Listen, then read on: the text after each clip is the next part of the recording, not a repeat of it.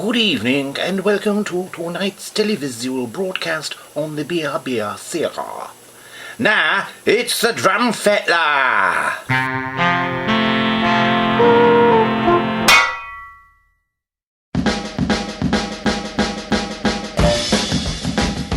My name's Mike Ellis.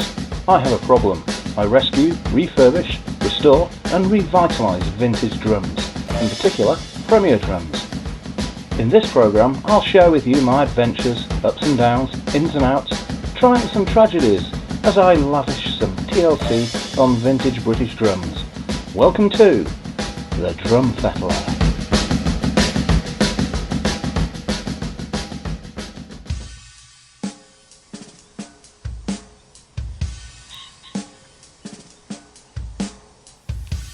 Hello and welcome to another full-fat, fossil-fuel-powered episode of the Drum Fettler. To say we've got a packed programme, that's an understatement, I should cocoa.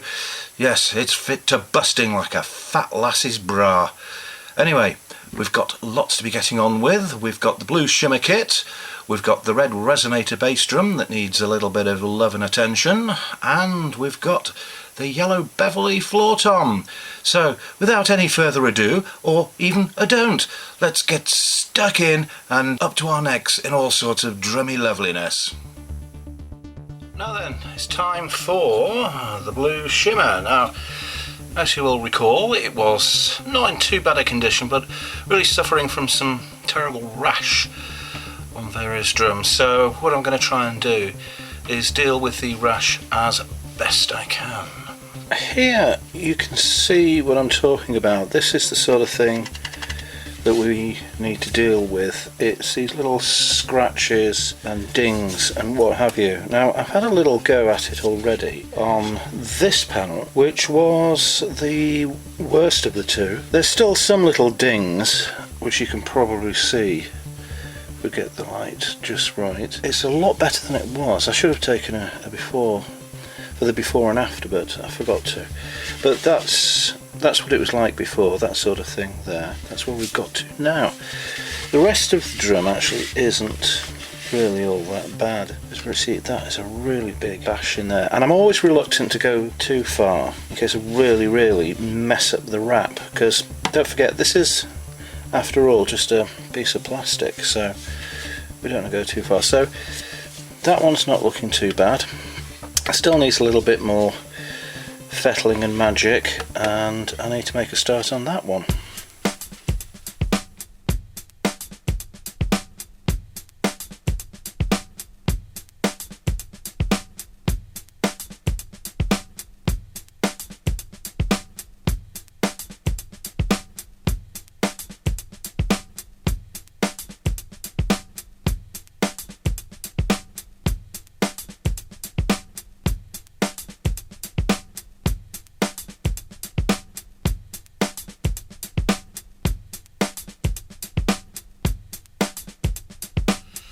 Now we'll get to work on the hardware, the lugs, the tension rods and the tom mount. Get those all nicely polished up and shiny.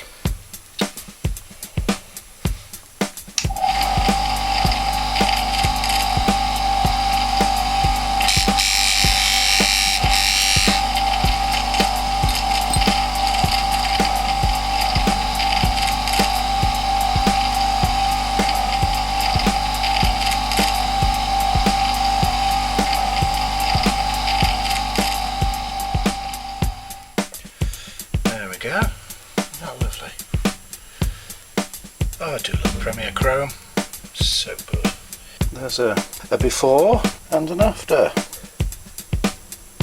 Okay, well, I'm happy with the results on that one, so I'll press on with the other 5.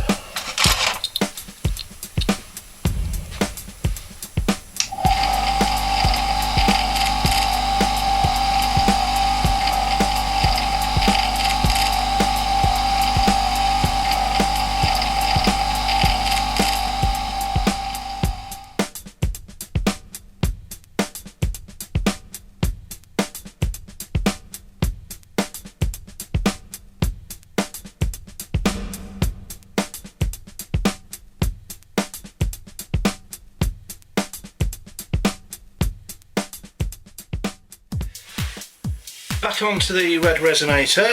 You'll recall the hoops were being sanded. They've been sanded back now. All the cracks and the flaky stuff has gone.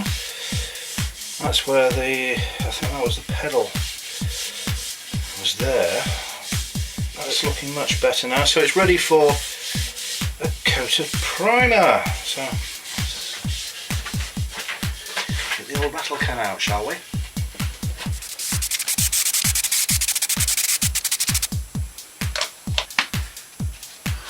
Let that go off. Give it another couple of coats before we get on with the black.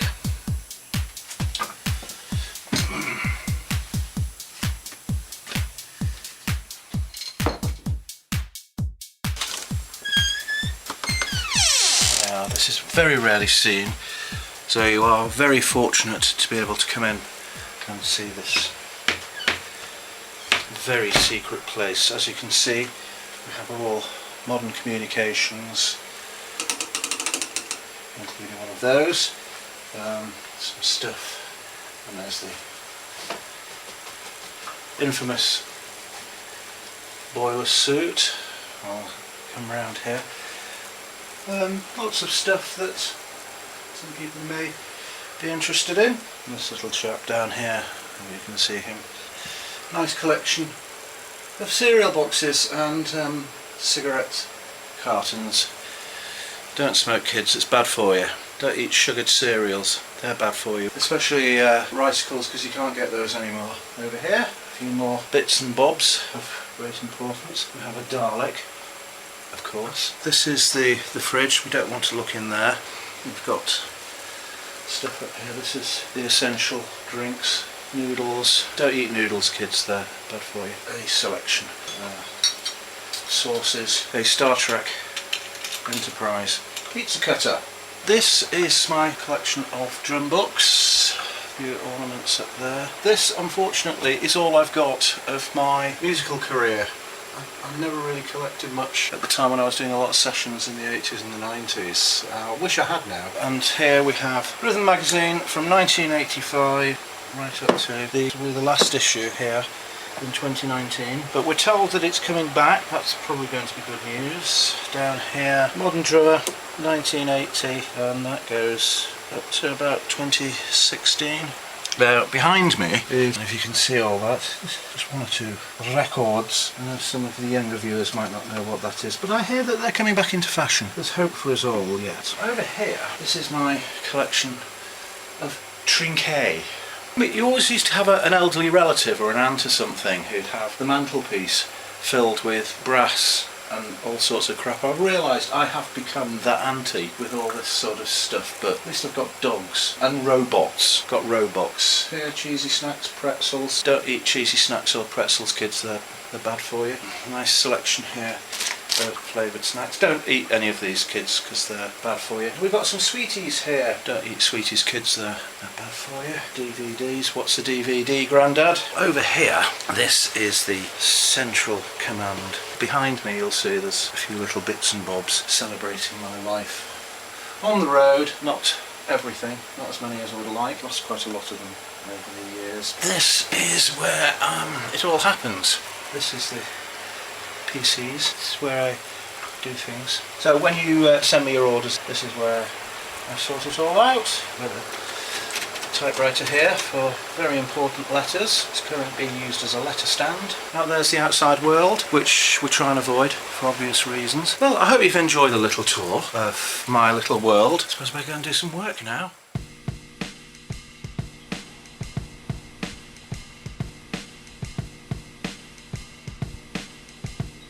I feel now's the time to do a little bit more work on the 15-inch yellow floor tom, as it will be. And why not? Why not, I hear you say? Yes, why not, old boy? Excellent. The inside's looking better, a bit more tidying up, but otherwise progress is progressing in a progressive way. It's all good news, really.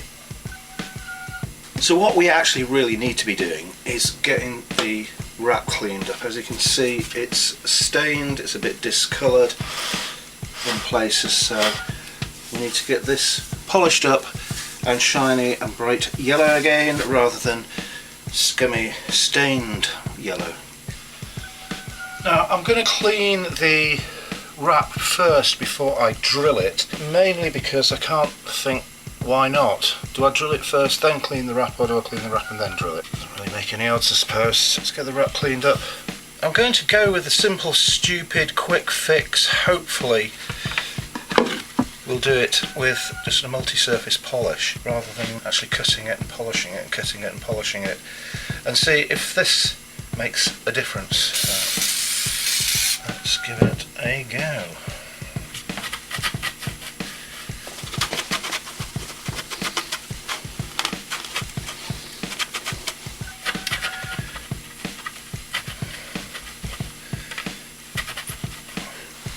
I don't think we need this anymore.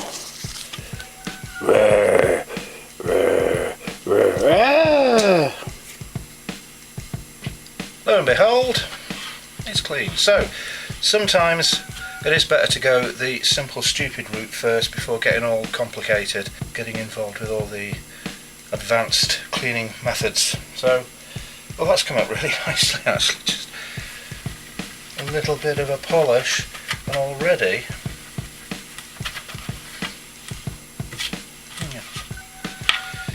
it's alright kids, found somewhere for the monster to live. He's quite happy there. I think that is a job well done. I'm happy with the result. There's still a few dings here and there. We need to get the next row of lug mount holes drilled. But before that I need to check these holes are all lined up properly and they are big enough for the lugs. That'll be the next job that we'll do on this here drum, and we'll come back to it in a little while.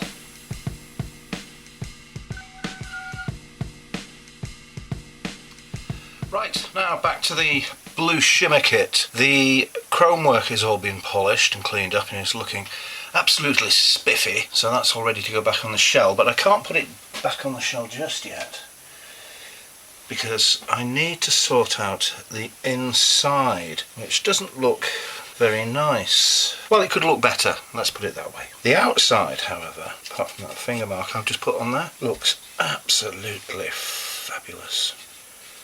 Look at that, that is quite wonderful.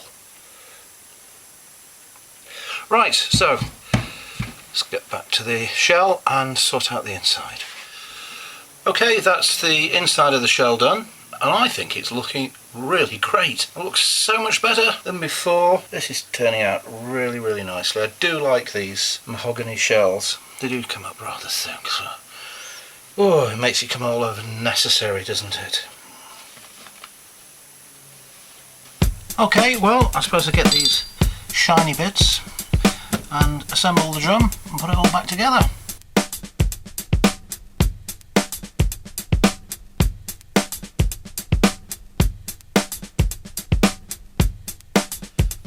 Okay, that's the drum done. We've got lots of nice, lovely, clean inserts and swivel nuts in there, plus the replacement ones for those that are missing. Next, hoops. So we'll give those a clean and a polish.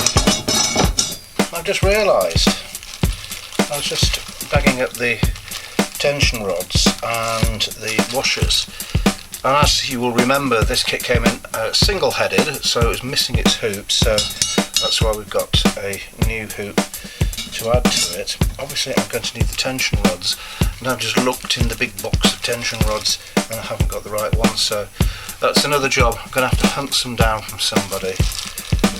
It's never ending, isn't it? You think you're almost there when you're not. Anyway, it's all fun. It's all part and parcel of being a fettler.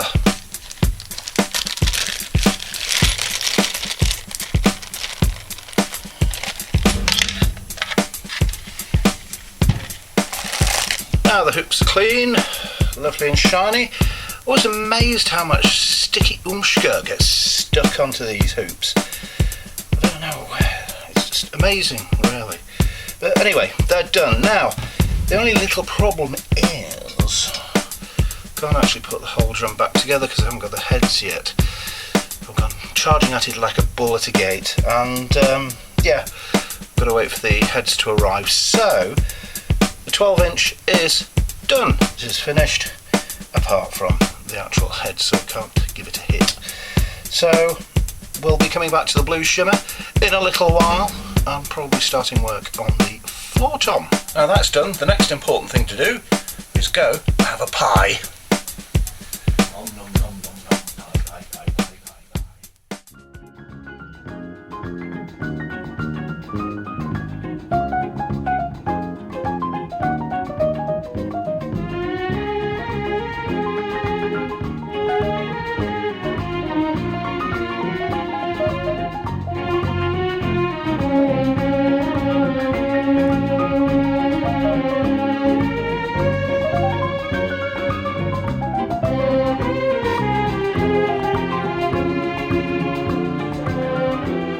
Now, even though there's a box of 6 freshly made dusted jam donuts in the man cave office, I've managed to get the yellow shell drilled, so we've got the batter side holes done. They're the right size now, in the right place, and the resonance side, tidied up the inside of the shell a little bit. There's a little bit more work I need to do on that, and also I need to polish up the lugs, because as you can see they're a bit grubby, a bit unpleasant, so we need to bring those back up to shininess and then we can get them onto the shell. Whilst we're on the very important subject of donuts, lugs, it's probably a good time now to talk about these little buggers. The insert plate. The insert plate is the plate that is controversially inserted into the lug with a swivel nut, thusly. And into that goes the tension rod, allowing you to tune up the drum. Now, there are 2 types of insert plate that you're probably familiar with. There's this one, which you would find in a Premier Tom lug or a snare lug, and then there is this one that you would find in a bass drum lug under normal circumstances. However, in this case we are using, like Premier did in the 1980s on the first version of the Projector drums, these lugs here, which were originally Beverley bass drum lugs, or if you're in the United States, the 6000 series Premier kits. Because they were bass drum lugs, these insert plates were longer, as you can see, than the fiddly little tom lug. Now, when they were using these lugs, and indeed the 12520s, which were used in the late 80s on various Premier drums, obviously they would have to have had a different insert plate, which they did, and it was this one.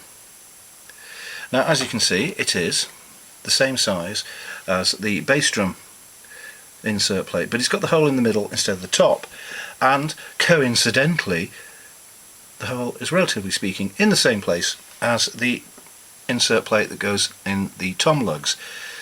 That is obviously so the tension rod goes in straight, because we don't want our rods going in at odd angles. No, we don't, do we? It leads to all sorts of pain, woe, misery and suffering.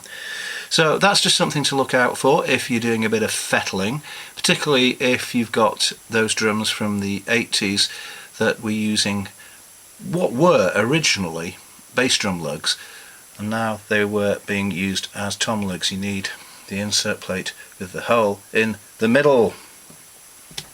Had to do a bit of shell repair on the yellow Beverley.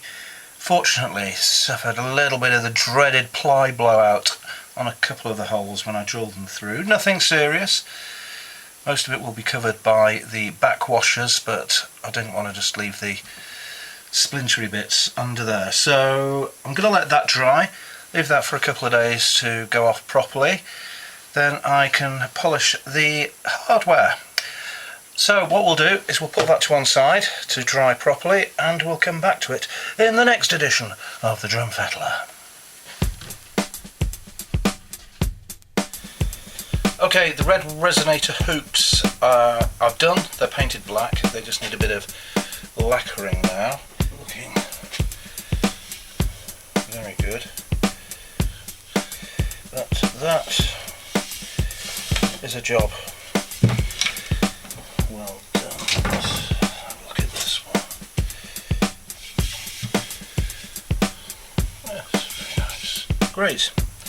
Okay. Okay, we'll get some clear lacquer on those. Right, the hoops for the red resonator coming along nicely. Lovely and shiny. A few little residual dings. I mean, there's some areas that were just so badly damaged. So, I mean, we could have gone completely mad, but then might as well just bought new hoops. Managed to bring these back in a timely and economic fashion. They're looking good, so I'll put these to one side. We'll be looking at the red resonator in greater detail in the next edition of the Drum Fettler, I think. So that means just one thing, back to the blue shimmer. We can start work on the 16-inch.